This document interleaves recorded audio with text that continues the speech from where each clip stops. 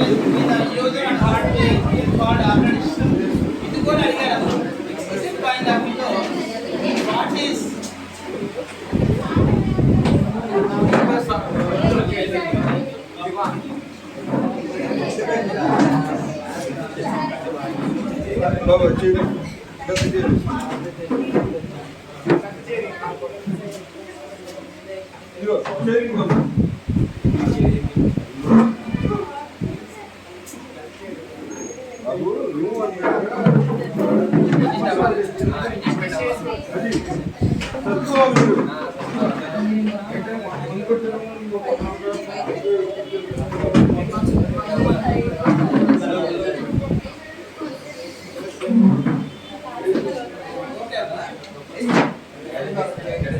simple definition అంటే just definition ఏంటమ్మా interface between the user of the computer and computer hardware is called OS operating system అంట main గా the computer system consists of four components. Computer contains mainly four components or four devices. One is the hardware. Computer contains hardware components. Second one, OS operating system, application programs or system programs. Application or system programs. System programs. Fourth one, users.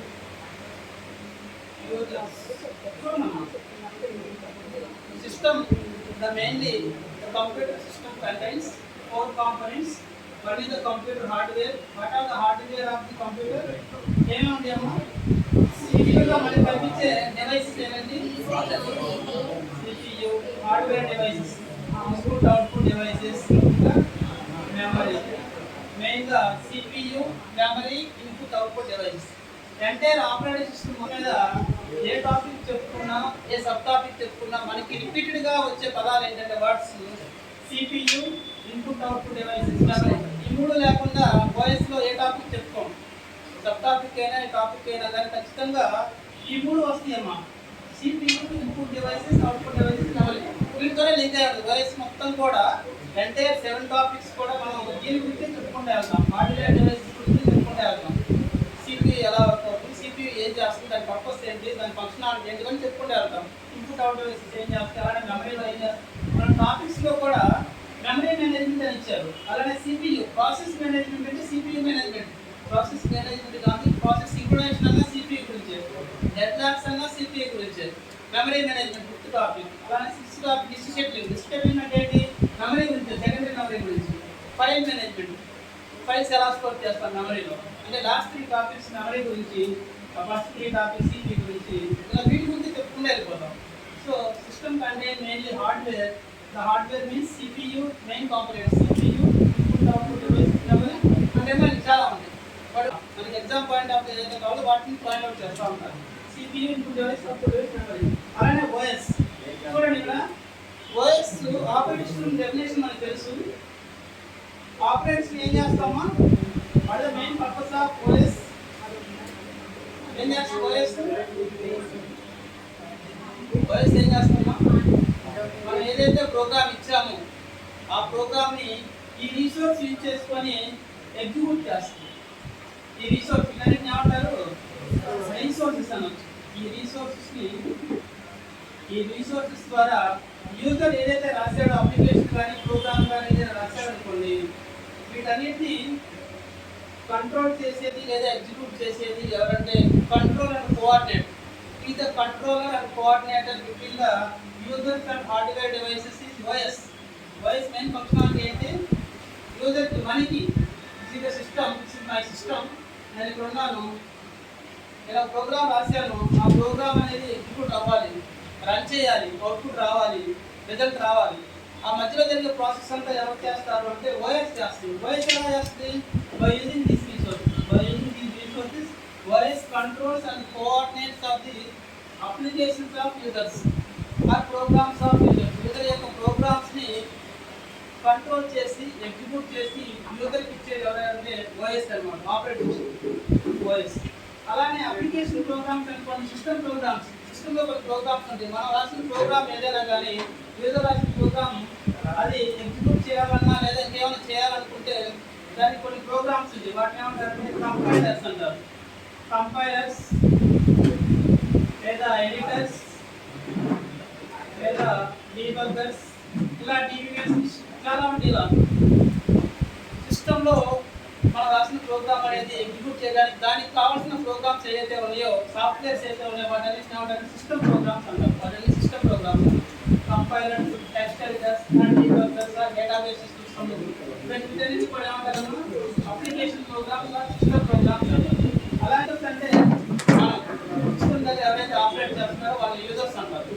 దీన్ని సింపుల్గా ఎలా రాస్తామంటే diagram రిప్రజెంటేషన్లో this is hardware, this is the hardware, this is OS, here it is the system programs, here users, number of users ఇచ్చేసుకోవచ్చు, number of users.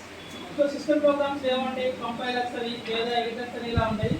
ఈ voice ఏం చేస్తామా ఈ హార్డ్వేర్కి సిస్టమ్ ప్రోగ్రామ్స్ మధ్య కంట్రోల్ చేస్తూ ఉంటుంది, కోఆర్డినేట్ చేస్తూ ఉంటుంది. సో మనం యూజర్ ఏదైతే రాసాడో ప్రోగ్రామ్ని దాని సిస్టమ్ ప్రోగ్రామ్స్ యూజ్ చేసి కంపైల్ చేయడం కానీ లేదా ఏదైనా రన్ చేయడం కానీ ఇది ఎవరు చేస్తారంటే ఓఎస్ కంట్రోల్. ఓఎస్ కంట్రోల్ ద్వారానే ఇవన్నీ యూజ్ చేస్తాం. ఓఎస్ పర్మిషన్ ఇవ్వకపోతే ఏది వర్క్ అవుతుంది. అందుకనే ఓఎస్ని ఏమంటాం సింపుల్గా second name of OS is ఏమంటారమ్మా ఓఎస్కి ఏదైనా నేమ్స్ ఏమేమి రిసోర్స్ మేనేజర్. అలానే OS is also called as a control program or control manager. అంటే కంట్రోల్ ప్రోగ్రామ్ అంటే ఏంటి, ప్రోగ్రామ్స్ అన్నిటికీ కంట్రోల్ చేసేవారు ఓఎస్. అంటే సిస్టంలో ఏది జరగాలన్నా ఖచ్చితంగా ఓఎస్ పర్మిషన్ కావాల్సింది. ఓఎస్ లేకుండా ఏది వర్క్ అవ్వదు. సిపియు ఏమైనా వర్క్ చేయాలన్నా ఖచ్చితంగా ఓఎస్ పర్మిషన్ తీసుకోవాలి. ఇన్పుట్ డివైస్ కానీ అవుట్పుట్ డివైస్ కానీ ఏమైనా వర్క్ చేయాలన్నా ఖచ్చితంగా ఓఎస్ పర్మిషన్ తీసుకోవాల్సిందే. అలానే మెమరీ కూడా ఓఎస్ పర్మిషన్ తీసుకోవాల్సిందే. అంటే సిస్టంలో ఏది వర్క్ అవ్వాలన్నా ఖచ్చితంగా ఓఎస్ పర్మిషన్ కావాలి. అంటే దీనన్నిటికీ హెడ్ ఎవరు ఓఎస్. అందుకని ఓఎస్ ఏమంటారంటే కంట్రోల్ ప్రోగ్రామ్ అంటారు. కంట్రోల్ ప్రోగ్రామ్ సిస్టంలో అన్ని డివైసెస్ని లేదా అన్ని అప్లికేషన్స్ని కంట్రోల్ చేసేది ఎవరంటే OS. That's OS is also called as a control program. What is resource manager? Resource అంటే ఏంటి, సిస్టంలో మనం సిపియు కానీ లేదా ఇన్పుట్ డివైసెస్ కానీ అవుట్పుట్ డివైసెస్ కానీ మెమరీ కానీ వీటన్నిటిని ఏమంటారు రిసోర్సెస్ అన్నమాట. అంటే మనం ఏదైనా ప్రోగ్రామ్ రాస్తే ఆ ప్రోగ్రామ్ ఎగ్జిక్యూట్ అవ్వాలి అంటే సో ఇలా ప్రోగ్రామ్ రాసాము, సి ప్రోగ్రామ్ రాసాము. మీ అందరికీ తెలుసుగా సి ప్రోగ్రామ్ రాసినప్పుడు సి ప్రోగ్రామ్ ఎగ్జిక్యూట్ అయ్యేటప్పుడు in the time of execution of this program the process is created. Process ఎప్పుడు క్రియేట్ అవుతుంది, ప్రోగ్రామ్ ఎగ్జిక్యూట్ అయ్యేటప్పుడు ప్రాసెస్ క్రియేట్ అవుతుంది. సో ఈ 2 లైన్స్కి ఎగ్జిక్యూట్ అయింది. ఎగ్జిక్యూట్ అవ్వగానే కొన్ని ప్రాసెస్ క్రియేట్ అయింది. నెంబర్ ఆఫ్ ప్రాసెస్ క్రియేట్ అయింది. ప్రాసెస్ క్రియేట్ అయింది. ఆ ప్రాసెస్ ఎగ్జిక్యూట్ అవ్వడానికి మనకి రిసోర్స్ కావాలి. దీనికి సిపియు రిసోర్స్ కావాలి. సిపియు ఎగ్జిక్యూట్ చేయాలి. అంటే ప్రాసెస్ P1 ఎగ్జిక్యూట్ చేయాలంటే సిపియు వర్క్ అవ్వాలి. సిపియు దీన్ని ఎగ్జిక్యూట్ చేయాలంటే ఖచ్చితంగా ఓఎస్ పర్మిషన్ తీసుకోవాల్సింది. ఓఎస్ పర్మిషన్ తీసుకోవాలి. సో అలానే ప్రాసెస్ P1 ఏం చేస్తుంది, ఓఎస్ దగ్గరికి వెళ్ళి బాబు నాకు సిపియు కావాలి, నేను ఎగ్జిక్యూట్ అవ్వాలి అని నాకు ఈ రిసోర్స్ కావాలని అడిగినప్పుడు ఓఎస్ పర్మిషన్ ఇస్తుంది. లేదా సిపియు బాబు నేను ఈ ప్రాసెస్ని ఎగ్జిక్యూట్ చేయాలి నాకు పర్మిషన్ ఇవ్వాలంటే ఓఎస్ పర్మిషన్ ఇస్తుంది. ఓకే ఎగ్జిక్యూట్ చేయాలి. అంటే ఎవరికి ఏ ప్రాసెస్ ఏ రిసోర్స్ కావాలో అలొకేట్ చేసేది ఎవరంటే ఓఎస్. దాంట్లో OS is also called as a resource manager అంటారు. రిసోర్సెస్ డిస్ట్రిబ్యూట్ చేసేది OS. That's why OS is also called as resource manager. అలానే ఓఎస్ యాక్ట్ అనే గవర్నమెంట్ అంటాం. ఇంతకుముందు ప్రీవియస్గా ఎగ్జామ్లో ఇప్పుడు అడిగాడు గవర్నమెంట్గా యాక్ట్ చేసేది ఎవరు అని. OSR సిపియుఆర్ memory. ఓఎస్ అనేది గవర్నమెంట్గా యాక్ట్ చేస్తాం. ఎందుకంటే మన గవర్నమెంట్ తీసుకున్నాం అనుకోండి, ఇప్పుడు గవర్నమెంట్ ఏం చేస్తుంది, మామూలుగా పబ్లిక్ నుంచి కానీ లేదా కంపెనీస్ నుంచి కానీ ట్యాక్స్ కలెక్ట్ చేస్తూ ఉంటుంది. హౌస్ ట్యాక్స్ అని, వాటర్ ట్యాక్స్ అని లేదా ఇన్కమ్ ట్యాక్స్ అని ఇలా ట్యాక్స్ కలెక్ట్ చేస్తూ ఉంటుంది గవర్నమెంట్. కలెక్ట్ చేసి ఆ ట్యాక్స్ మొత్తాన్ని ఎవరికి మళ్ళీ పబ్లిక్గా డిస్ట్రిబ్యూట్ చేస్తుంది. ఎలా డిస్ట్రిబ్యూట్ చేస్తే వేరియస్ వర్క్స్ ద్వారా. సో బ్రిటిష్ కట్టడం కానీ, రోడ్డు వేయడం కానీ లేదా ఇంకేమైనా కట్టాలన్నా ఈ ట్యాక్స్ ద్వారా పబ్లిక్ ఏదైతే ఉపయోగపడుతుందో అవన్నీ కన్స్ట్రక్షన్ చేసుకుంటే వెళ్ళిపోతాం. అంటే మన దగ్గర నుంచి ట్యాక్స్ కలెక్ట్ చేసి మన కోసం యూజ్ చేస్తూ ఉంటుంది గవర్నమెంట్. అలానే ఓఎస్ కూడా సిస్టంలో ఉన్న రిసోర్స్ అన్ని దీని కంట్రోల్లో ఉంచుకొని ఎప్పుడు ఎవరు కావాలో ఆ రిసోర్స్ని అలకేట్ చేస్తూ ఉంటుంది. That's why OS is also called as act as and government. Act as government అంటే ఎగ్జామ్లో ఎలాంటి క్వశ్చన్ అడుగుతారంటే నేను ఈ డెఫినేషన్ చెప్తాను ఓఎస్ గురించి. ఓఎస్ అంటే ఏంటి? ఓఎస్ని OS what the another names of OS అని 3 నేమ్స్ చెప్పాను. ఏమేమి చెప్పాను మీకు? ఫస్ట్ వచ్చేసరికి resource manager, second one is control program, third as government. It is interface between the hardware in the OS. ఇది ప్రీవియస్ గా ఒకసారి అడిగాడు. It is called as resource manager. ఇది కూడా ప్రీవియస్ బిట్టే ఇది తీసుకుంటాం. అంటే మనకి ఆన్సర్ తెలిసింది అనుకోండి, ఇచ్చిన క్వశ్చన్ చాలా ఈజీగా ఉంటుంది. ఆన్సర్ తెలియదు అనుకోండి, ఇచ్చిన క్వశ్చన్ చాలా డిఫికల్ట్గా ఉంటుంది. మనం ఏదైనా చదువుకుంటామో దీంట్లోంచే ఇస్తాడు. కాకపోతే మనం ఎగ్జామ్ రాసేటప్పుడు కన్ఫ్యూజ్ అవుతాం. ఓకే, రిసోర్స్ మేనేజర్ అంటే మేబీ సిపియు అయి ఉంటుంది, లేదా మెమరీ అయి ఉంటుంది, కానీ దీనికి రిసోర్స్ మేనేజర్ అంటే ఓఎస్ అని మనకి తెలుసు అనుకోండి, మనకు అనేది ఏం చేయొచ్చు. ఇలాంటి బిట్లే ఇస్తాడు. నీకు డెప్త్గా కానీ వేరేగా ఏమి ఇవ్వడు. మిమ్మల్ని ఏదో అప్లికేషన్ ఓరియంటెడ్లో సాల్వ్ చేసి దానికి సొల్యూషన్ చెప్పడానికి అడగడు. మనకు పొందుకునే దానిలోకి తీసుకుంటాడు. సో ఇప్పుడు ఓఎస్ని interface between the user and hardware అంట, గవర్నమెంట్గా యాక్ట్ చేస్తుంది, దీన్నే కంట్రోల్ ప్రోగ్రామ్ అంట, రిసోర్స్ మేనేజ్మెంట్. ఇది ఎలా మరి రిసోర్స్ మేనేజర్ అన్నది ఎలా అనేది మనం సెకండ్ టాపిక్ చూద్దాం. ప్రాసెస్ మేనేజ్మెంట్ ఎలా రిసోర్స్ని అలకేట్ చేస్తుంది, అలానే ఎలా కంట్రోల్ చేస్తుంది, అవన్నీ నెక్స్ట్ టాపిక్లో వస్తూ ఉంటాయి. ఓఎస్ గురించి అప్పుడు చెప్తున్నాను. జస్ట్ వాట్ ఈజ్ ఓఎస్ అన్నప్పుడు OS is called as resource manager, control program, government. ఇలా 3 పాయింట్స్ గుర్తుపెట్టుకోండి. అలానే what are the main goals of OS? Main goal ఏంటి? మెయిన్ గోల్ ఏంటన్నా మీరు చూసే ఉంటారు. ఓఎస్ వర్షన్స్ రోజు రోజుకు మారిపోతూ ఉంటాయి, అవునా? ఈరోజు విండోస్ 2000, రేపు 2001, 2002, 2003 ఇలా మారిపోతూ ఉంటాయి. వర్షన్స్ మారిపోతూ ఉంటాయి. అలా మారిపోతే అర్థం ఏంటమ్మా? ఓఎస్ వర్షన్ మారిందని చెప్తాం కదా.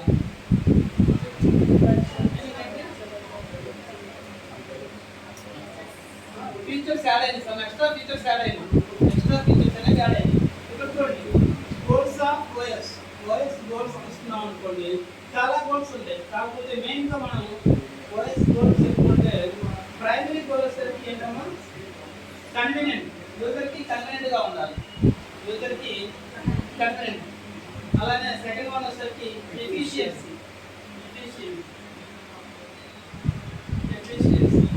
Third one portability.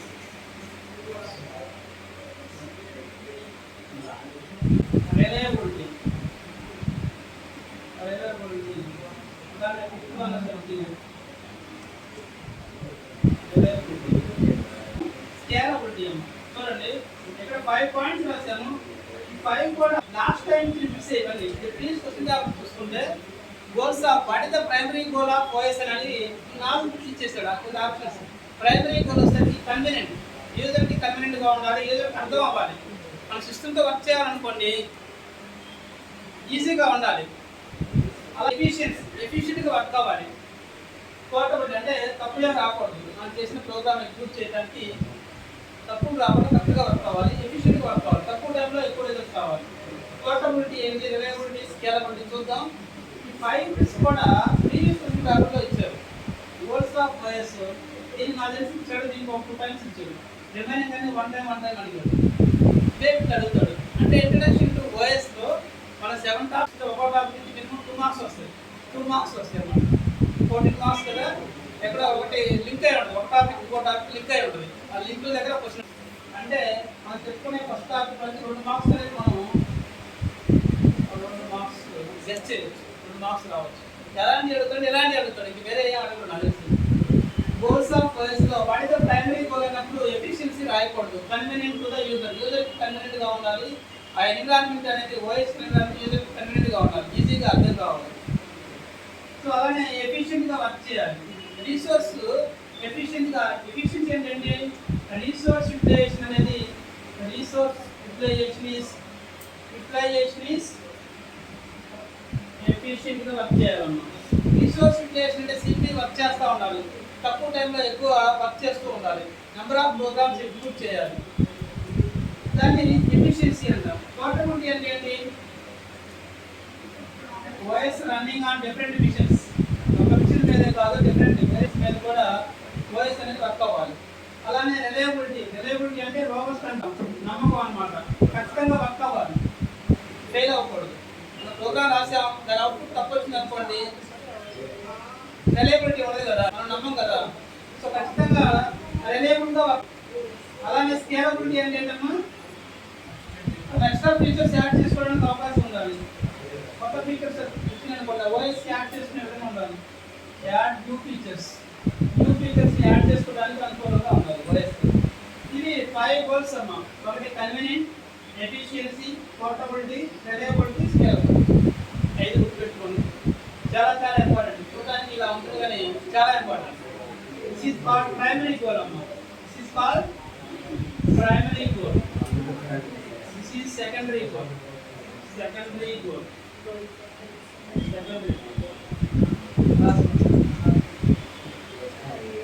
Primary goal of OS అన్నప్పుడు కన్వీనియన్స్ అని రాయాలి.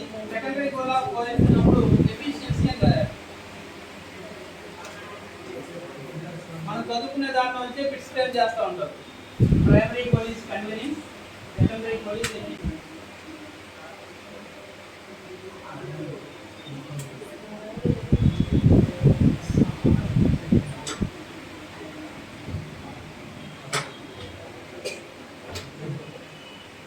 అలానే మీ అందరికీ తెలిసిన టైప్స్ ఆఫ్ ఓఎస్ అంటాం, లేదా ఎవల్యూషన్ ఆఫ్ ఓఎస్ అంటాం, లేదా జనరేషన్స్ ఆఫ్ ఓఎస్. స్టార్టింగ్ ఎలా ఉండేది, తర్వాత ఎలా ఎవల్యూషన్ అయ్యింది, జనరేషన్స్ ఎలా మారిపోయింది.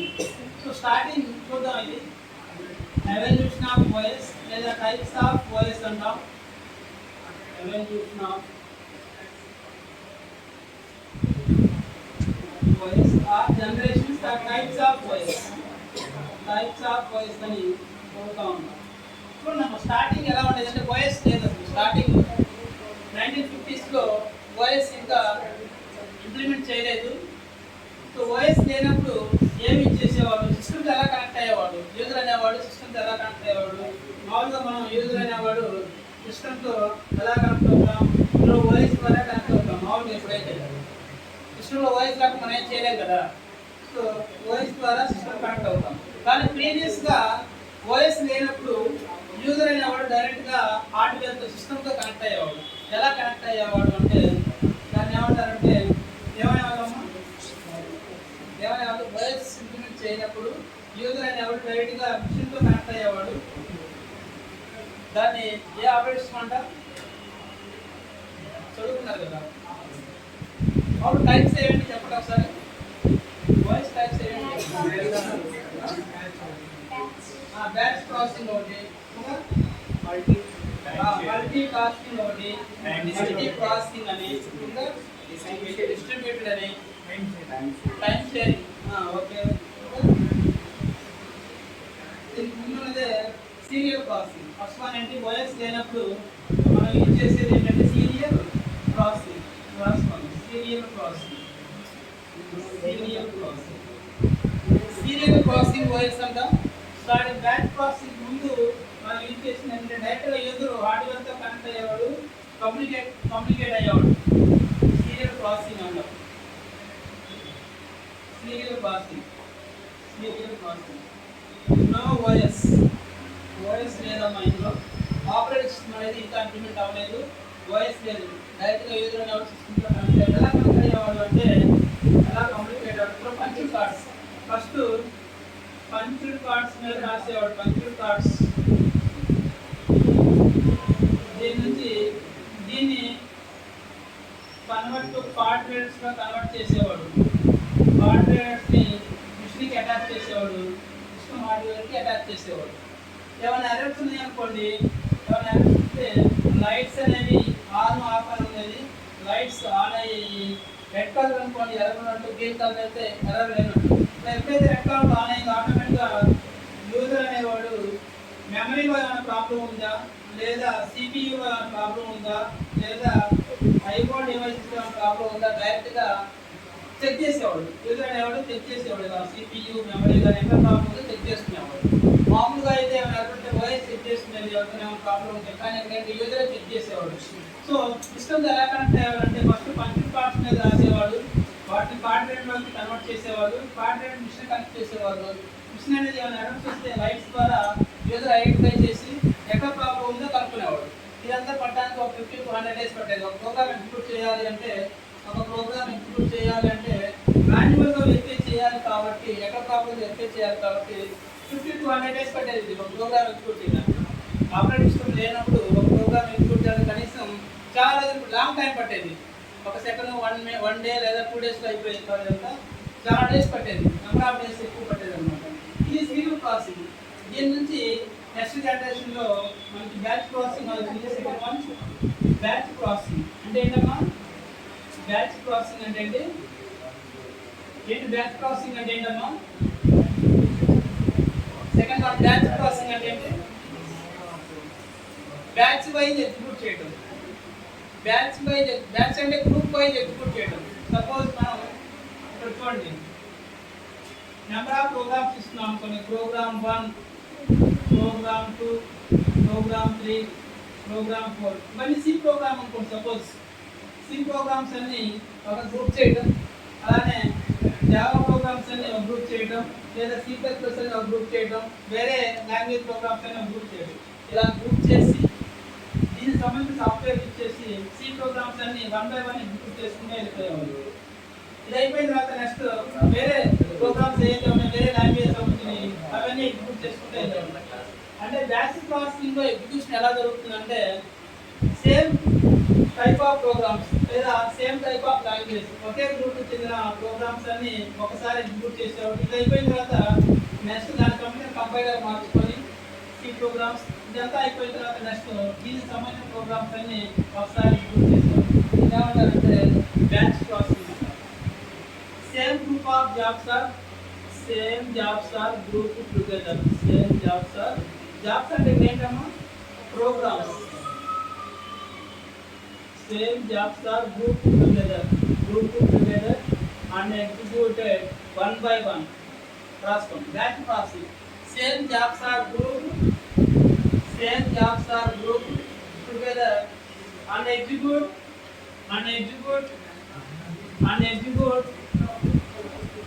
1 by 1 and execute 1 by 1.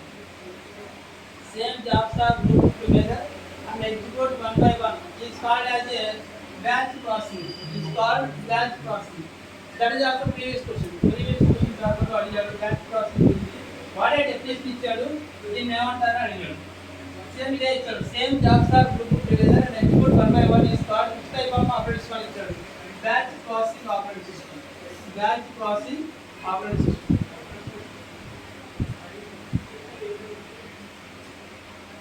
Next third one ఏంటమ్మా? థర్డ్ టైప్ ఆఫ్ ఓఎస్ ఏంటమ్మా? బ్యాచ్ ప్రాసెసింగ్ తర్వాత మల్టీ ప్రాసెసింగ్ ఆపరేషన్. దానికన్నా ముందు యూనిట్ ప్రోగ్రామింగ్ చూద్దాం. యూనిట్ ప్రోగ్రామింగ్ అంటే ఏంటమ్మా? యూనిట్ ప్రోగ్రామింగ్ యూనిట్ అంటే సింగిల్ ప్రోగ్రామ్, అవునా కదా? మల్టీ అంటే మల్టిపుల్ ప్రోగ్రామ్స్, యూనిట్ అంటే సింగిల్ ప్రోగ్రామ్. సో ఏదైనా ఒక ప్రోగ్రామ్ ఎగ్జిక్యూట్ చేయాలంటే ఫస్ట్ ఎక్కడ స్టోర్ అవుతుందమ్మా? మెయిన్ మెమరీలో స్టోర్ అవుతుంది. ప్రతి ప్రోగ్రామ్ కూడా ఎక్కడ స్టోర్ అవుతుంది? మెయిన్ మెమరీలో స్టోర్ అయిన తర్వాత సిపియు తీసుకొని వర్గాన్ని ఎగ్జిక్యూట్ చేస్తూ ఉంటుంది. చూడండి, ఇక్కడ ఒక ప్రోగ్రామ్ రాశాను మా సిస్టంలో నేను ఒక ప్రోగ్రామ్ రాశాను అనుకోండి. ఇది ఎగ్జిక్యూట్ చేయాలంటే ఫస్ట్ మెయిన్ మెమరీలో 2 parts ఉంటుంది. This is OS part, remaining అన్ని మనం యూజర్ ప్రోగ్రామ్స్ అన్ని స్టోర్ చేసుకోవడానికి. మెమరీ కంటే 2 parts, one is storing for OS and is storing for user programs. మన ప్రోగ్రామ్స్ అన్ని ఇక్కడ స్టోర్ అవుతాయి. సో నేను ప్రోగ్రామ్ రాశాను, P1 అనే ప్రోగ్రామ్ రాశాను. P1 ఇక్కడ స్టోర్ అయిన మెయిన్ మెమరీలో. ఇంకా కూడా నెంబర్ ఆఫ్ స్టోరేజ్ కెపాసిటీ చాలా ఉంది. నేను రాసిన ఒక ప్రోగ్రామ్ మెయిన్ మెమరీలో స్టోర్ అయింది. CPU, this is the CPU. దీన్ని ఎగ్జిక్యూట్ చేయాలంటే ఖచ్చితంగా మెమరీలో స్టోర్ అవ్వాలి. మెమరీ నుంచి CPU తీసుకోండి. ఏదైనా ప్రోగ్రామ్ ఎగ్జిక్యూట్ చేయాలంటే ఖచ్చితంగా మెమరీలో స్టోరేజ్ చేసి CPU మెమరీ నుంచి తీసుకుని ఎగ్జిక్యూట్ చేస్తుంది. సో సో ఇక్కడ T1 అనే ప్రోగ్రామ్ ని CPU తీసుకొని ఎగ్జిక్యూట్ చేసింది, రిజల్ట్ చేసింది, అవుట్పుట్ వచ్చేసింది, కంప్లీట్ అయిపోయింది. ఇక్కడ చూడండి, T1 ప్రోగ్రామ్ అనేది యూనిట్ ప్రోగ్రామింగ్ లో ఎట్ ఏ టైం మనం ఒక ప్రోగ్రామ్ ని ఎగ్జిక్యూట్ చేస్తాం. మెయిన్ మెమరీలో కూడా ఒక ప్రోగ్రామ్ మాత్రమే స్టోర్ చేస్తాం. నెంబర్ ఆఫ్ ప్రోగ్రామ్ స్టోర్ చేయము, ఒక ప్రోగ్రామ్ స్టోర్ చేస్తాం. ఆ ప్రోగ్రామ్ CPU ఈ ప్రోగ్రామ్ ఎగ్జిక్యూట్ అయ్యేంత వరకు వేరే ప్రోగ్రామ్ జోలికి వెళ్ళదు. సపోజ్ T1 అనే ప్రోగ్రామ్ CPU ఎగ్జిక్యూట్ చేస్తుంది అనుకోండి, CPU T1 ప్రోగ్రామ్ తీసుకొని ఎగ్జిక్యూట్ చేస్తా ఉందమ్మా. T1 నెంబర్ ఆఫ్ రిసోర్సెస్ కావాలి ఎగ్జిక్యూట్ అవ్వాలంటే. కొన్నిసార్లు ఇన్పుట్ లేదా అవుట్పుట్ డివైసెస్ ఇలా అవసరమైతే సమ్ రిసోర్స్ అవసరం అవుతుంది. అలాంటి రిసోర్స్ కోసం వెయిట్ చేసినప్పుడు CPU ఐడిల్గా ఉంటుంది, ఖాళీగా ఉంటుంది. ఈ T1 అనేది వేరే రిసోర్స్ కోసం వెళ్ళినప్పుడు CPU ఖాళీగా ఉంటుంది. ఖాళీగా ఉన్నప్పుడు ఏం చేస్తాం, వేరే ప్రోగ్రామ్ తీసుకుని ఎగ్జిక్యూట్ చేయాలి. ఎందుకంటే మెయిన్ మెమరీ ఒక ప్రోగ్రామ్ ఉంది, ఆ ప్రోగ్రామ్ CPU ఎగ్జిక్యూట్ చేస్తున్నట్టు ప్రాసెస్ T1 అనేది వేరే రిసోర్స్ కోసం వెళ్ళినప్పుడు CPU ఖాళీగా కూర్చుంటుంది, టైం అంతా వేస్ట్ అయిపోతుంది. ఇది రిసోర్స్ తీసుకొని ఎగ్జిక్యూట్ చేయడానికి సపోజ్ 5 minutes పట్టింది అనుకోండి, ఆ 5 minutes కూడా CPU ఖాళీగా కూర్చోవాలి, సిట్ ఐడియల్ ఖాళీగా ఉంటుంది. సో దీన్ని అవాయిడ్ చేయడానికి మనం దేనిలో వెళ్తాం అంటే మల్టీ ప్రోగ్రామింగ్లో వెళ్తాం. మల్టీ ప్రోగ్రామింగ్ అంటే మనకి ఎఫిషియన్సీ ఎప్పుడు ఇంక్రీజ్ అవుతుంది, థ్రూపుట్ ఎప్పుడు ఇంక్రీజ్ అవుతుంది, తక్కువ టైంలో నెంబర్ ఆఫ్ ప్రోగ్రామ్స్ ఎగ్జిక్యూట్ చేయాలి. నేను ఒక ప్రోగ్రామే 1 day తీసుకున్నాను అనుకోండి, CPU దేనికి అసలు మెయిన్ పర్పస్ ఏంటి, ఎగ్జిక్యూట్ చేయడానికి కదా. CPU ఖాళీగా ఉండకూడదు, ఏదో ఒకటి ఎగ్జిక్యూట్ చేస్తూ ఉండాలి, రన్ అవుతూ ఉండాలి. అలా ఎక్కువగా రన్ అవుతూ ఉంది అనుకోండి, ఎఫిషియన్సీ ఇంక్రీజ్ అవుతూ ఉంటుంది. సో నా దగ్గర 100 ప్రోగ్రామ్స్ ఉన్నాయి అనుకోండి, 100 ప్రోగ్రామ్స్ 100 seconds కంప్లీట్ చేసామనుకోండి, థ్రూపుట్ ఇంక్రీజ్ అయినట్టు. 100 ప్రోగ్రామ్స్లో 1 ప్రోగ్రామ్ని నేను 100 seconds తీసుకున్నాను అనుకోండి, ఎఫిషియన్సీ తగ్గినట్టు. అలాగే తక్కువ టైంలో ఎక్కువ ప్రోగ్రామ్స్ ఎగ్జిక్యూట్ చేయాలి. ఎక్కువ ఖాళీగా కూర్చోకూడదు, ఏదో పని చేస్తూనే ఉండాలి.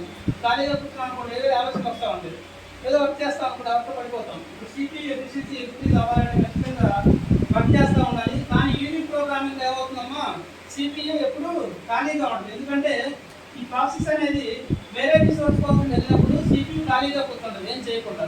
ఎందుకంటే వేరే ప్రోగ్రామ్ ఏం లేదు కదా ఇంప్రూవ్ చేయడానికి, ఒక ప్రోగ్రామే కాబట్టి ఖాళీగా కూర్చుంటుంది. అంటే ఎగ్జామ్ పాయింట్ ఆఫ్ లో దీన్ని ఎలా ఇస్తారంటే గుర్తు, CPU ఎక్కువగా ఎక్కడ ఐడియల్గా ఉంటుంది, ఖాళీగా ఎప్పుడు ఉంటుంది అంటే యూనిట్ ప్రోగ్రామింగ్లో ఉంటుంది. యూనిట్ ప్రోగ్రామింగ్ ఆపరేషన్స్లో CPU అనేది ఆల్వేస్ ఐడియల్. CPU ఎక్కువగా ఐడియల్గా లేదా ఖాళీగా ఎక్కువ ఉంటుంది అంటే యూనిట్ ప్రోగ్రామింగ్లో ఎక్కువ ఉంటుంది. ఎందుకంటే ఒక సింగిల్ ప్రోగ్రామే ఇది వేరే రిసోర్స్ కోసం వెళ్ళినప్పుడు CPU ఖాళీగా కూర్చుంటుంది. మళ్ళీ అదే రిసోర్స్ అన్ని తీసుకొని ఇది ఎగ్జిక్యూట్ అయిపోయి CPU ఒకసారి టైం పట్టింది, అప్పుడుగా ఖాళీగా కూర్చుంటుంది. యూనిట్ ప్రోగ్రామింగ్ డిసడ్వాంటేజ్ ఏంటంటే CPU ఆల్వేస్ సిట్ ఇన్ ఐడియల్గా ఉంటుంది. దీన్ని అవాయిడ్ చేయడానికి మల్టీ ప్రోగ్రామింగ్లో వెళ్తాం. మల్టీ ప్రోగ్రామింగ్ లేదా మల్టీ ప్రాసెసింగ్ అంటాం. చూద్దాం, third one multi programming. Next one multi programming. Multi programming very very important. ఇందులో ఎప్పుడు క్వశ్చన్ అడుగుతూ ఉంటాడు. మల్టీ ప్రోగ్రామింగ్ నేను చెప్పే ఈ టైప్స్ ఆఫ్ ఓఎస్లో ఒక 6-7 టాపిక్స్ 6-7 టైప్స్ ఉన్నాయి కదా, ఇందులో ఒక ఖచ్చితంగా అడుగుతాడు. సార్ ప్రీవియస్ పేపర్స్ ఎనలైజ్ చేస్తే ఈ టైప్స్లో ఖచ్చితంగా ఒకటి అడుగుతాడు. ఏదో విధంగా డైరెక్ట్గా కానీ డైరెక్ట్గా క్వశ్చన్ అడుగుతూ ఉంటాడు. అది డెప్త్గా అడగడం, వాడే డెఫినేషన్ ఇస్తాడు. This called type of operation అంటాడు. లేదా CPU ఎక్కువగా ఇప్పుడు బిజీగా ఉంటుంది, ఏ ఆపరేషన్లో బిజీగా ఉంటుంది, ఎక్కడ ఐడియల్గా ఉంటుంది, ఎక్కడ థ్రూపుట్ ఇంక్రీజ్ అవుతుంది, ఇలాంటివి అడుగుతూ ఉంటాడు అనమాట. మరి కాన్సెప్ట్ చేస్తుంది అనుకోండి, దాన్ని కాన్సెప్ట్ చేయొచ్చు ఈజీగా. చూడండి మల్టీ ప్రోగ్రామింగ్. మల్టీ అంటే మనకి తెలుసు, మల్టీ అంటే ఏంటి, మెనీ అని. మెనీ ప్రోగ్రామింగ్స్ ఎగ్జిక్యూట్ చేయాలి. చూడండి ఇక్కడ మల్టీ ప్రోగ్రామింగ్ లో multiple programs are stored in main memory. Multiple programs are stored in main memory. నేను ప్రోగ్రామ్స్ ఇక్కడ P-తో చూస్తున్నాను, P1 P2 అన్నారు, ఇవన్నీ ప్రోగ్రామ్స్ అన్నారు. P1 P2 P3 P4 ఇలా multiple programs are stored in main memory. Voice for remaining are programs. Multiple programs are stored in main memory. This is called main memory. Memory two types, main memory, secondary memory. Mainly divided two types. One is the main memory, one more is the secondary memory. So the remaining types are virtual memory, calculator. Just the introduction for the main memory, secondary memory తీసుకుంటే what are the user write the programs? All programs are stored in the main memory. Now multi-programming definition is multiple programs are stored in main memory and CPU takes one by one program. Takes one by one and execute each and every program. At a time కాదమ్మా, 1 by 1 తీసుకొని execute చేసుకుంటే వెళ్ళిపోతాం. చూడండి ఎలా execute చేస్తుంది. CPU అనేది P1 అనే programme తీసుకుందమ్మా, దీన్ని ఎగ్జిక్యూట్ చేస్తూ ఉంది. ఎగ్జిక్యూట్ చేస్తున్నప్పుడు P1 వేరే రిసోర్స్ కోసం వెళ్ళిందనుకోండి, వేరే రిసోర్స్ కోసం వెళ్ళినప్పుడు CPU ఏం చేస్తుంది, ఖాళీగా ఉంటుంది కదా, మల్టీ ప్రోగ్రామింగ్లో ఖాళీగా ఉండదు. ఏం చేస్తుంది, CPU P2 తీసుకుంటుంది, P2 తీసుకుని ఎగ్జిక్యూట్ చేస్తూ ఉంది. ఎప్పుడైతే P1 వేరే రిసోర్స్ని తీసుకొని మళ్ళీ CPU దాకా వచ్చేదాకా P2 ఎగ్జిక్యూట్ చేస్తూ ఉంది, ఖాళీగా ఉండదు. CPU నెవర్ సిట్ ఐడియల్, ఎప్పుడు ఖాళీగా ఉండదు, ఏదో పని చేస్తానే ఉండదు. ఎలా చేస్తుందంటే మల్టిపుల్ ప్రోగ్రామ్స్ ఉన్నాయి కదా, చాలా వర్క్ ఉంది ఇక్కడ. P1 అనేది CPUతో పని అయినప్పుడు వేరే రిసోర్స్ దగ్గరికి వెళ్ళినప్పుడు ఖచ్చితంగా P2 తీసుకొని ఎగ్జిక్యూట్ చేస్తూ ఉంది. అలానే P2 కూడా వేరే రిసోర్స్ కోసం వెళ్ళినప్పుడు P3 తీసుకొని ఎగ్జిక్యూట్ చేస్తూ ఉంది. అంటే multiple programs are ready to run by CPU చేత ఎగ్జిక్యూట్ చేయబడతా ఉంటాయి. స్టోరేజ్ మెమరీలో స్టోర్ అయ్యి మెమరీలో స్టోర్ అయిన ప్రోగ్రామ్స్ అన్ని CPU చేత ఎగ్జిక్యూట్ అవుతా ఉంటాయి. ఎట్ టైం ఎగ్జిక్యూట్ చేయదు, 1 by 1 ఎగ్జిక్యూట్ చేస్తూ ఉంటుంది. సో P1 ఎగ్జిక్యూట్ చేసినప్పుడు P2 ఎగ్జిక్యూట్ చేయదు. P1 వేరే రిసోర్స్ కోసం P2 ఎగ్జిక్యూట్ చేస్తూ ఉంటుంది. ఇది వేరే రిసోర్స్ కోసం P3 ఎగ్జిక్యూట్ చేస్తూ ఉంటుంది. అందుకని మల్టీ ప్రోగ్రామింగ్ ఏమంటారంటే, రాసుకోండి, డెఫినేషన్ రాసుకోండి. Multiple programs are stored in main memory. Multiple programs are stored in main memory. Multiple programs are stored in main memory. Multiple programs are stored in main memory. And CPU execute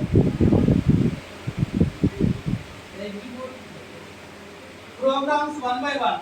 CPU execute programs 1 by 1. CPU execute programs 1 by 1. ఇది ఎలా execute చేస్తుంది అంటే process management చెప్పుకుందాం. So P1 ఎలా execute చేస్తుంది, P2 ఎలా execute చేస్తుంది, process management డెప్త్కి వెళ్దాం. ఇది జస్ట్ వాట్ డెఫినేషన్ చెప్పుకుందాం. అలానే నెక్స్ట్ వన్ వచ్చేసి ఏంటమ్మా, మల్టీ టాస్కింగ్. దీన్ని ఏమంటారు, ఇంకో నేమ్ ఏంటమ్మా,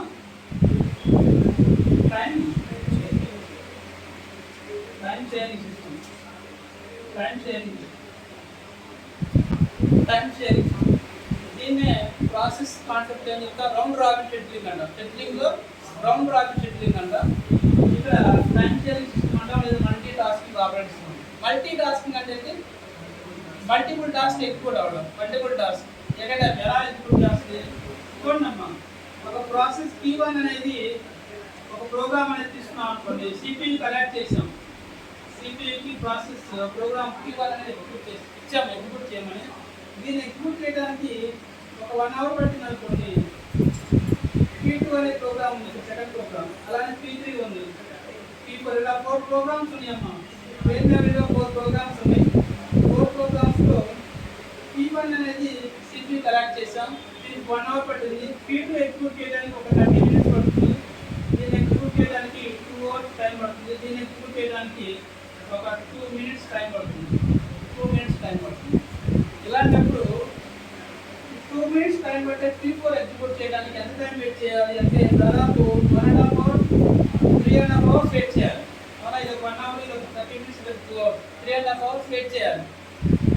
అంటే ఇది ఎగ్జిక్యూట్ అయిన తర్వాత మాత్రం P2 ఎగ్జిక్యూట్ అవుతుంది. ఇది ఎగ్జిక్యూట్ అయిన తర్వాత ఇది ఎగ్జిక్యూట్ అవుతుంది. ఇది అయిపోయినా P4 ఎగ్జిక్యూట్ అవుతుంది. 2 minutes లో కంప్లీట్ అయ్యే P4 ఎగ్జిక్యూట్ అవడానికి ఈ 3 కంప్లీట్ అయిన దాకా వెయిట్ చేయాలి. దాన్ని అవాయిడ్ చేయడానికి ఏం చేశారు అంటే మల్టీ ప్రోగ్రామింగ్ అదే అన్నమాట. మల్టీ ప్రోగ్రామింగ్ 1 by 1 ఎగ్జిక్యూట్ చేసుకుంటే CPU అనేది. అందుకని మల్టీ టాస్క్ ఏం చేశారంటే ఇలా కాకుండా ఈక్వల్ ప్రియారిటీ ఇద్దాం. సో ఇప్పుడు 1 hour టైం ఉంది, మనకి 1 hour టైం ఉంది. ఈ 1 hourలో మీ అందరూ డెమో ఇవ్వాలనుకోండి, స్పీచ్ ఇవ్వాలి. 1 hourలో 20 మంది 40 మంది ఇవ్వాలనుకోండి, ఒక్కొక్కరికి 1 minute కానీ లేదా 1.5 minutes 2 minutes ఇవ్వాలి.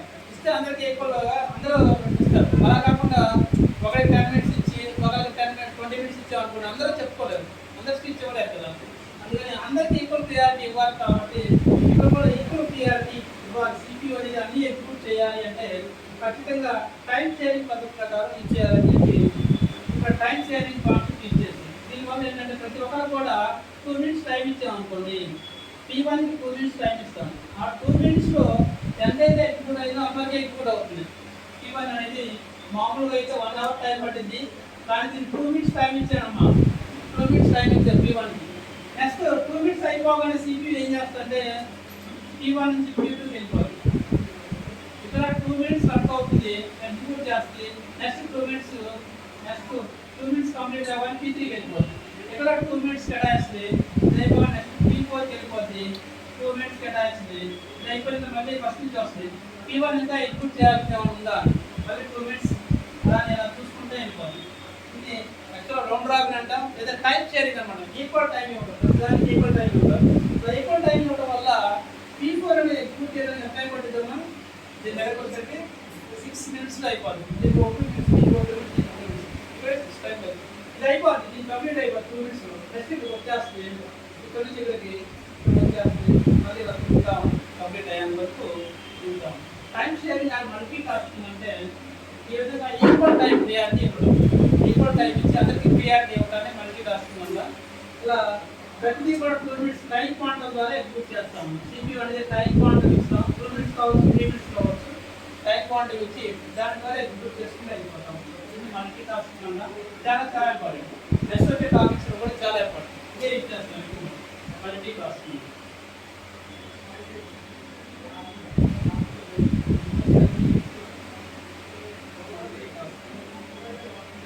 నెక్స్ట్ ఏంటమ్మా, మల్టీ ప్రాసెసర్, మల్టీ ప్రోగ్రామింగ్ అయిపోయింది, మల్టీ టాస్కింగ్ అయిపోయింది, మల్టీ ప్రాసెసర్.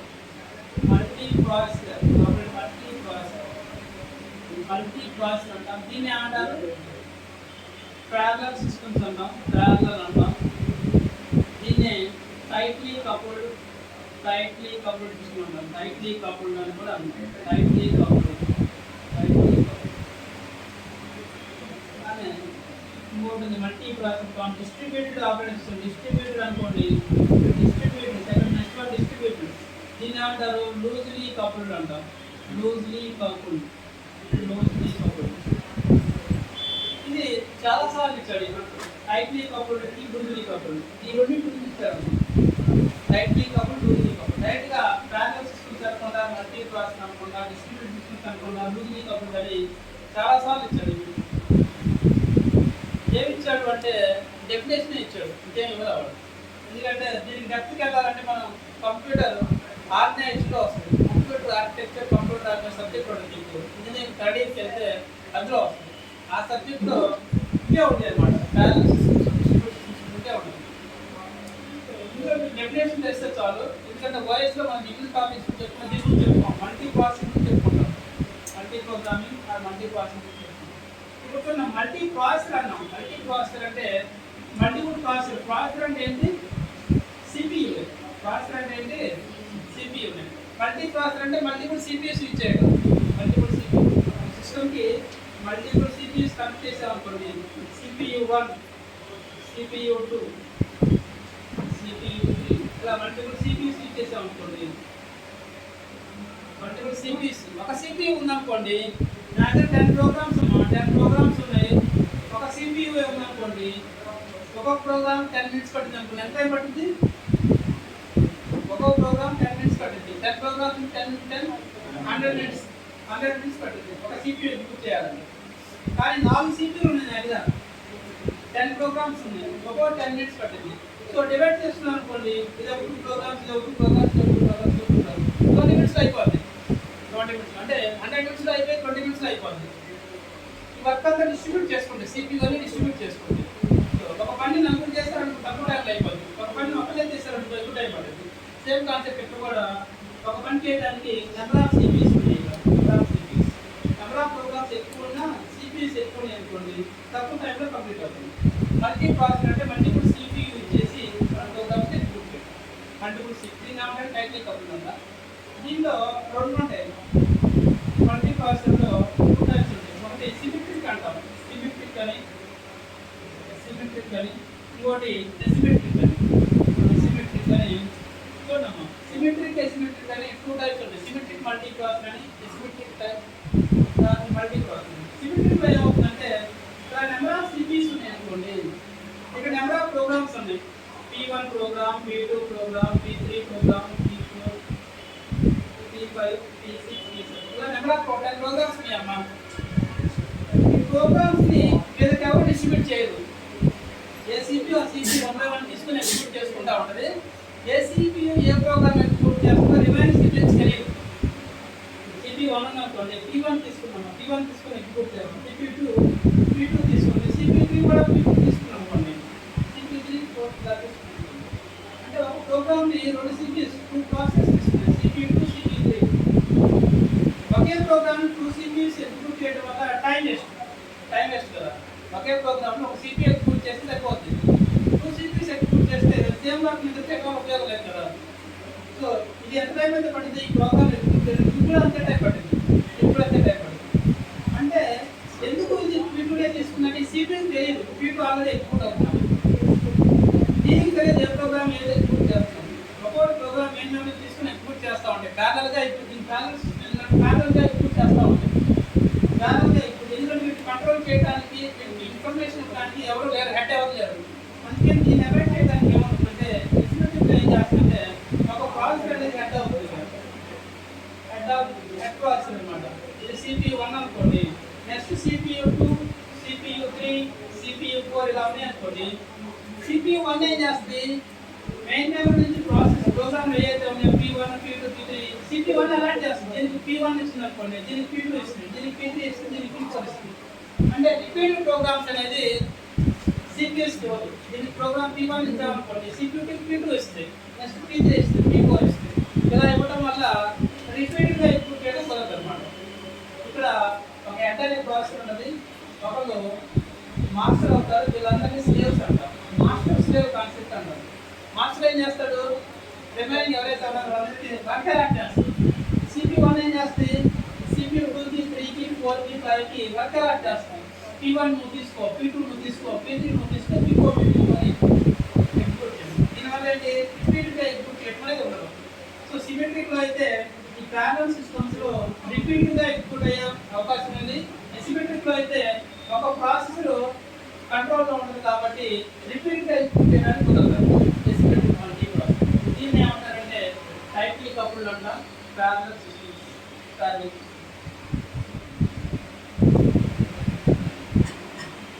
ఇంపార్టెంట్ ఇందులో ఒక మెయిన్ పాయింట్ ఏంటంటే మెమరీ కానీ ఐఓ కానీ ఇవన్నీ కూడా డిస్ట్రిబ్యూట్ చేసుకోండి.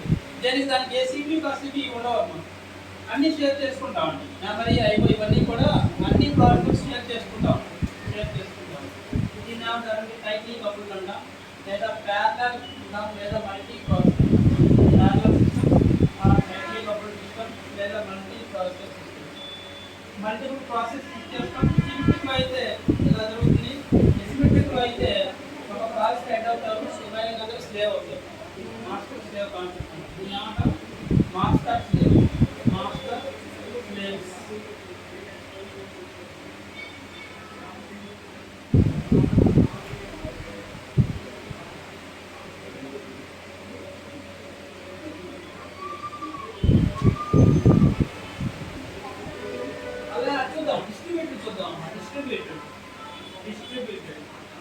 డిస్ట్రిబ్యూటెడ్ ఆపరేటింగ్ సిస్టమ్ దీన్ని ఏమంటారంటే క్లోజ్లీ కపుల్డ్ అంటాం, closely coupled network operating system కూడా అంటాం. చూడండి ఇందులో ఏం జరుగుతుంది, డిస్ట్రిబ్యూటెడ్లో ప్యారలల్ ఏం జరుగుతుంది, మల్టిపుల్ ప్రాసెస్ ఇచ్చేస్తాం. ఇప్పుడు కూడా మల్టిపుల్ ప్రాసెస్ ఇచ్చేస్తాం. Multiple processor CPU 1 CPU 2 CPU 3 ఇలా ఉన్నాయి అనుకోండి. నెంబర్ ఆఫ్ ప్రాసెసర్స్ ఉన్నాయి.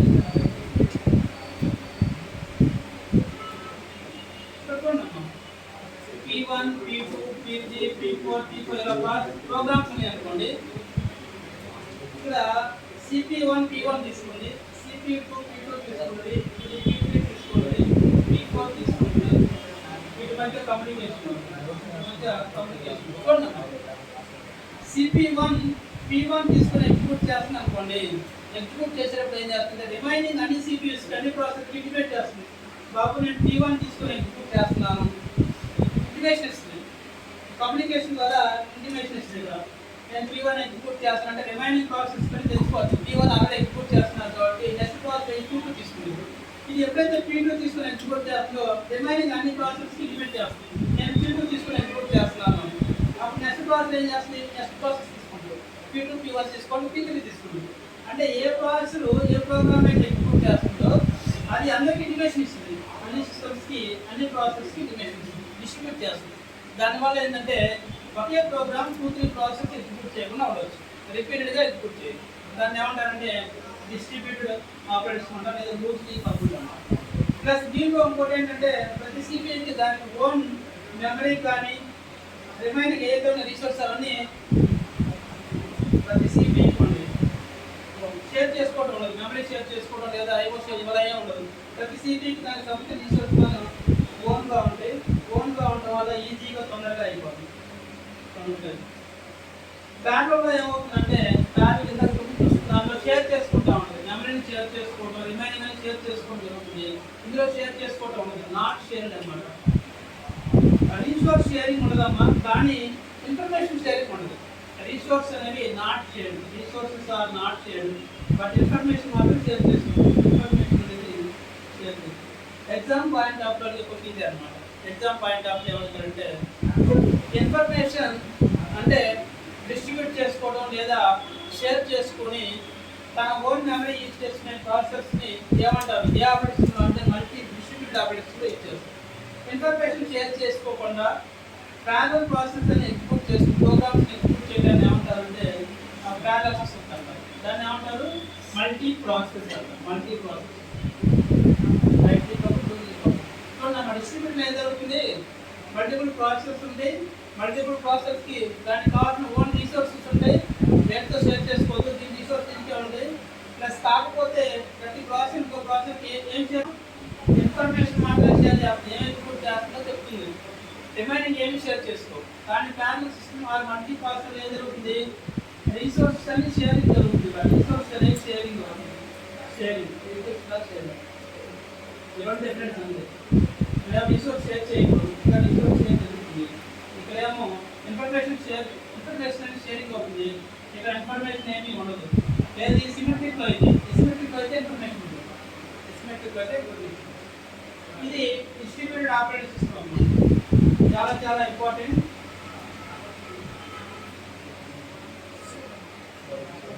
ఇవన్నీ మనం ఇంట్రెస్టింగ్ పార్ట్ అనమాట. ఇంకా నెక్స్ట్ టాపిక్ మనం ఎప్పుడైతే వేరే టాపిక్ మూవ్ అవుతామో ఇవన్నీ మళ్ళీ వస్తాయి, అక్కడ డెప్త్గా చెప్పుకోవచ్చు. మనం ఇక్కడ వాట్ ఈస్ వాట్ డెఫినేషన్ చెప్పుకొని వెళ్ళిపోవడం, దీన్ని డెప్త్గా చెప్పుకొని ఇక్కడ ఆగిపోవాల్సిన అవసరం లేదు. ఇక్కడ కట్ చేసేయాలి, డెఫినేషన్ కట్ చేసి మనం నెక్స్ట్ టాపిక్లో వస్తుంది. ప్రాసెస్ మేనేజ్మెంట్తో మనం ఏదో ఒకటి డౌట్ రాకుండా టైం స్కేల్ ఏదో పదం వస్తుంది, అప్పుడు డెప్త్గా చెప్పుకొని వెళ్ళిపోవాలి. ఓకే బాగా తీసుకుంటారు. నెక్స్ట్ వన్ ఏంటమ్మా, నెక్స్ట్ ఆపరేషన్ ఏంటి, real time operating system. Real time operating system, real time operating system రాసుకోండి. రియల్ టైం ఇందులో ఒకటి హార్డ్ అని ఒకటి సాఫ్ట్ అని ఉంటుంది. Hard real time operating system, soft real time operating. చూడమ్మా మనకి కాలేజీలో ఎగ్జామ్ పాయింట్ ఆఫ్ వ్యూలో, ఫైనల్ ఎగ్జామ్ పాయింట్ ఆఫ్ వ్యూలో ఒక క్వశ్చన్ 5 మార్క్స్ 10 మార్క్స్ రాసేంత అలా చెప్పుకోవడం అవసరం లేదు. మనకి ఏదైతే బిట్లు అడుగుతాడో ఆ సబ్జెక్ట్ ఏంటి, దాని డెఫినేషన్ ఏంటి, క్వశ్చన్ ఎలా అడగవచ్చు, దాన్ని చెప్పుకుంటూ వెళ్ళిపోతాం. రిమైనింగ్ సోదంతా మనం చెప్పగలుగుతాం. మన exam point ECET point of వ్యూలో మీకు తెలిసే ఉంటుంది. మన లైఫ్ అనేది లైఫ్ స్టైల్ మారాలి అంటే లైఫ్ స్టైల్ అనేది ఎలా మారింది అంటే మనం చదువుకున్న వాళ్ళు ఎవరైతే ఉన్నారో గ్రాడ్యుయేట్స్ చదువుకున్న వాళ్ళు లైఫ్ స్టైల్ ఎలా మారుతుంది అంటే అందరూ చదువుతారు, క్లాస్లో 60 మంది చదువుతారు. కొంతమంది లైఫ్ స్టైల్ బాగుంటుంది, కొంతమంది లైఫ్ స్టైల్ బాగోదు, కొంతమంది జాబ్ లేకుండా కూర్చుతాం. ఎందుకు అలా ఉంటాను అంటే ఫౌండేషన్ మీ దగ్గర ఇప్పుడే ఉంటాను, మీ దగ్గర ఇప్పుడే ఉంటుంది. ఫౌండేషన్ ఇప్పుడే స్టార్ట్ అవుతుంది. ఎందుకంటే మీకు మంచి ర్యాంక్ వచ్చింది అనుకోండి, గుడ్ ర్యాంక్, మంచి ర్యాంక్ వస్తే మంచి కాలేజీలో పెడతాం. మంచి యూనివర్సిటీలో కానీ లేదా ఏంటంటే మంచి కాలేజీలో మంచి కాలేజీ వస్తుంది, ఆటోమేటిక్గా క్యాంపస్ ప్లేస్మెంట్స్ ఎక్కువ ఉంటాయి. మంచి కాలేజీ మన ఎన్విరాన్మెంట్ చేసుకొని మనం తయారవుతాము. మన ఎన్విరాన్మెంట్ మనతో పరిస్థితి ఎలా ఉందో దాన్ని ప్రశ్నించుకొని మనం దొరుకుతూ ఉంటాం. మన ఇప్పుడు పక్కనతో మన చుట్టుపక్కల బాగా అందరూ వేరే వాళ్ళు ఉన్నారు, ఇంగ్లీష్ మాట్లాడేవాళ్ళు అనుకోండి, మనకు ఆటోమేటిక్గా ఇంగ్లీష్ చిన్నప్పటి నుంచే మాట్లాడతాం, ఇంగ్లీష్ వచ్చేస్తాం, పక్కనతో మాట్లాడతాం. మనం మామూలుగా ఉన్నాం అనుకోండి, ఒక గల్లీలో ఉన్నాం అనుకోండి, వేరే లాంగ్వేజ్ మాట్లాడతాం, ఆ లాంగ్వేజ్దే వస్తూ ఉంటుంది. ఇక్కడ మన ఎన్విరాన్మెంట్ చేసుకొని మన లైఫ్ స్టైల్ మారుతాము. ఎలా అంటే మన మనకి మంచి ర్యాంక్ వచ్చింది అనుకోండి, మంచి కాలేజీలో జాయిన్ అవుతాం. మంచి కాలేజీలో జాయిన్ అయ్యామంటే దాదాపు అందరూ మంచి ర్యాంక్ వచ్చిన వాళ్ళే ఉంటారు. ఇప్పుడు 80% మంచి ర్యాంక్ వచ్చిన వాళ్ళే ఉంటారు. మంచి ర్యాంక్, గుడ్ ర్యాంక్ రావడం అంటే అది ఈజీగా రాదు కదా. కష్టపడి హార్డ్ వర్క్ చేస్తేనే గుడ్ ర్యాంక్ వస్తుంది. 80% మన చుట్టూ బాగా చదివే వాళ్ళు, మంచి హార్డ్ వర్క్ చేసేవాళ్ళు అనుకోండి, వాళ్ళు చూసి మనం కూడా హార్డ్ వర్క్ చేస్తాం. ఎప్పుడైతే హార్డ్ వర్క్ చేసామో ఆటోమేటిక్గా మనకి ఏదో దాంట్లో జాబ్ వస్తుంది, మంచి జాబ్లో. ఎక్కడైతే హార్డ్ వర్కర్స్ ఎంచుకున్నారో ఆ కాలేజీ క్యాంపస్ ప్లేస్మెంట్స్ వస్తుంది, మంచి కంపెనీలు వస్తాయి. మంచి కంపెనీలో జాయిన్ అయితే ఆటోమేటిక్ మన లైఫ్ స్టైల్ మారిపోతాం. అలా కావాలి మంచి ర్యాంక్ రాలేదు అనుకోండి, మామూలు ర్యాంక్ వచ్చింది, నార్మల్ ర్యాంక్ వచ్చింది అనుకోండి, మామూలు కాలేజీలో జాయిన్ అవుతాం. మామూలు కాలేజీలో ఎలా పరిస్థితి, అందరూ మనలాగే ఉంటారు. వీడింతో హార్డ్ వర్క్ చేసి ఏదో లైఫ్ జరిగిపోతా ఉంటారు. పాస్ అయ్యామా, ఓకే, నెక్స్ట్ లెవెల్కి వెళ్ళిపోయామా, ఫస్ట్ ఇయర్ అయిపోయిందా, ఫస్ట్ ఇయర్ సెకండ్ ఇయర్కి వెళ్ళిపోయామా, అయిపోయిందా, థర్డ్ ఇయర్ అయిపోయిందా, సర్టిఫికేట్ వచ్చిందా, ఓకే, నెక్స్ట్ కోర్స్ తర్వాత అనుకో. అలా నార్మల్ ర్యాంక్ వస్తే నార్మల్ కాలేజీలో పెడతాం. నార్మల్ కాలేజీలో ప్లేస్మెంట్స్ రావు. ఎందుకంటే కంపెనీస్ కూడా ఎప్పుడైనా వర్క్ చేసే వాళ్ళు కావాలి, హార్డ్ వర్క్ చేసే వాళ్ళు కావాలి కదా. అందుకని హార్డ్ వర్క్ చేసే వాళ్ళు ఎక్కడ ఉంటారు, మంచి ర్యాంక్ వచ్చిన వాళ్ళు ఉంటారు. మంచి ర్యాంక్ కూడా మంచి కాలేజీలో ఉంటారు. మంచి కాలేజీకే ప్లేస్మెంట్స్ ఉంటుంది.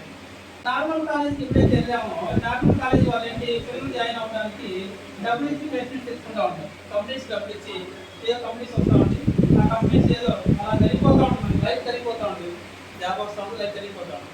అలా కాకుండా నేను సింపుల్గా చెప్పేది ఏంటంటే, మీకు ఈసెట్ ర్యాంక్ అనేది, మంచి ర్యాంక్ రావడం అనేది నాకు తెలిసి అంత కష్టమేం కాదు. మీకు చెప్పిన సబ్జెక్ట్లే ఉంటాయి. మీరు ఆల్రెడీ పాలిటెక్నిక్ మీరు ఏం చదువుకున్నారో ఆ సబ్జెక్ట్స్ ఎక్కడ ఉంటాయి. కాకపోతే ఆ ఎగ్జామ్లో ఆ 1 అవర్ కానీ 2 అవర్స్ ఏదైతే ఎగ్జామ్ టైంలో కొంచెం ఆలోచించి రిస్క్ని కరెక్ట్గా పెట్టగలిగితే మంచి ర్యాంక్ వస్తుంది. ఇంకోటి ఏంటంటే కాంపిటీషన్ కూడా అంత హెవీగా ఏముండదు. ఇప్పుడు చూసారా, విజయవాడలో నాకు తెలిసి 1 or 2 ఇన్స్టిట్యూట్స్ ఉన్నట్టున్నాయి. ఇక్కడ విజయవాడలో ఈసెట్ ఇన్స్టిట్యూట్స్ 1 or 2 ఇన్స్టిట్యూట్స్. మీరు రోజు ఇలా సబ్జెక్ట్ విని అసలు చదవనోడు కన్నా, ఇంట్లో కూర్చొని ఏదో టైం పాస్ కదా చదువుకునే వాళ్ళకన్నా మీరు రోజు కొంచెం విని కొంచెం ఐడియా తెచ్చుకొని కొంచెం ఆంధ్రప్రదేశ్ పెట్టగలిగితే వాళ్ళకన్నా ముందు స్టేజ్లో ఉంటారు. అలానే ఇన్స్టిట్యూట్లో చదివే వాళ్ళు మ్యాక్సిమం ఉంటే సిఎస్సి వాళ్ళు అన్ని స్టేట్ మొత్తం మీద ఉంటే ఒక 1000 లోపే ఉంటారు. ఆ 1000 మెంబర్స్తో మీరు పోటీ పడాలంటే కొంచెం చదవాలంటే, కొంచెం చదివితే మంచి ర్యాంక్ వస్తుంది. అందరూ మనలాగే ఉంటారు. ఒక 4-5 బిట్స్ ఎక్కువ పెడతారు, వాళ్ళకి ఎక్కువ ర్యాంక్ వస్తుంది. ఒక బిట్టు 1 మార్క్ ఎక్కువ వచ్చింది అనుకోండి, దాదాపు 1000 ర్యాంక్స్ వెళ్ళిపోతాం. నాకు 1000 ర్యాంక్స్ వెళ్ళిపోతాం. కొంచెం కష్టపడి మంచి ర్యాంక్ వస్తుంది. తర్వాత మీరు చూసుకోవాలి, అట్లా మంచి కాలేజీలో పడ్డారనుకోండి, ఇక మీరు హ్యాపీగా గడిచిపోవాలి. ఎందుకంటే చెప్పే సబ్జెక్టులు చెప్పేవాళ్ళు కూడా మంచిగా వస్తారు. మీరు కూడా ఆటోమేటిక్గా బ్రెయిన్ అనేది అర్థం అయిపోతా ఉంటుంది. హార్డ్ వర్క్ చేయాలి, నేర్చుకోవాలి, వినాలి, ఇలాంటివి వస్తుంటాయి. మంచి ర్యాంక్ కోసం ట్రై చేయండి. ఎందుకంటే మీరు కష్టపడేది 1.5 months కదా, 3 years కష్టపడ్డారు, దాని ఎఫెక్ట్ అనేది ఇక్కడ పడతా ఉంటారు. ఇక్కడ కానీ 2 months కరెక్ట్గా యూజ్ చేసుకుంటే గుడ్ ర్యాంక్ వస్తే మీరు ఎన్ని చూసుకున్నా పర్లేదు, మంచి ర్యాంక్ వస్తుంది. చూడండి, రియల్ టైం ఆపరేటింగ్ సిస్టమ్, చూడండి రియల్ టైం ఆపరేటింగ్ సిస్టమ్. ఇది అంతా థియరీ కదా, ఇండక్షన్ పార్ట్ థియరీ కదా. మనకి ప్రాసెస్ మేనేజ్మెంట్ తీసి ఇప్పుడు ప్రాబ్లమ్స్ వస్తే కొంచెం బోర్ పడుతుంది. థియరీ అంటే ఎవరికైనా బోర్ పడతా ఉంటుంది, కంటిన్యూస్గా అనుకోండి బోర్ పడతా ఉంటుంది వినేవాళ్ళు కూడా. కానీ ఒకటే గుర్తుపెట్టుకొని వినాలని గుర్తుపెట్టుకుని వినండి. ప్రస్తుతం చదివిన దానికన్నా ఒకసారి వింటే కొంచెం గుర్తుంటుంది. 10.1 2 వచ్చినప్పుడు నోట్ చేసుకోండి. చూడండి, రియల్ టైం ఆపరేషన్లో 2 టైప్స్ ఉంటాయి. ఒకటి హార్డ్ అని, ఇంకోటి soft. Hard, soft. Hard real time operation అంటే ఏంటి? దీనికి టైం కన్స్టెంట్స్ ఉంటాయి అన్నమాట. టైం స్ట్రిక్ట్లీ డెడ్లైన్ కన్స్టెంట్స్ అంటాం, లేదా టైం కన్స్టెంట్స్ అంటాం. ఈ టైంలో ఇది జరిగిపోవాలి. ఆ టైం 1 సెకండ్ దాటిన అనుకోండి ఫెయిల్ అయిపోతుంది. టైం కన్స్టెంట్స్ అంటాం. నాకు ఇప్పుడు 3:20కి రాకెట్ లాంచ్ అవ్వాలనుకోండి.